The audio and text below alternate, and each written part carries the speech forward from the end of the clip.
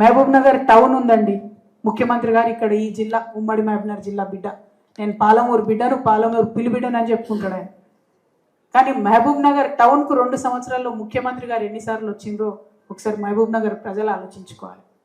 మీరు ముఖ్యమంత్రిగా ఉన్నారు, కనీసం మహబూబ్ నగర్కు అండర్ గ్రౌండ్ డ్రైనేజ్ తేవాలనే ఆలోచన ఉందా లేదా అని ముఖ్యమంత్రి గారు నేను ప్రశ్నిస్తూ ఉన్నా. ఎందుకు ఎదగకూడదు? మా నిజామాబాద్లో మేము 10 ఏళ్ల కింద వేసుకున్నాం అండర్ గ్రౌండ్ డ్రైనేజ్. ఇవాళ మీరు ముఖ్యమంత్రిగా ఉన్నారు, మహబూబ్ నగర్ బిడ్డలు ఆశిస్తారు మీరు ఏదో చేయాలని. కనీసం మీరు రానే వస్తలేరు. పార్లమెంట్ ఎన్నికలప్పుడు ప్రచారానికి తప్ప ముఖ్యమంత్రి రాలేదు ఇక్కడికి అని చెప్తున్నారు. ఇప్పటికీ కూడా మూడు రోజులకు ఒకసారి వస్తాయి మహబూబ్ నగర్లో మంచినీళ్ళు.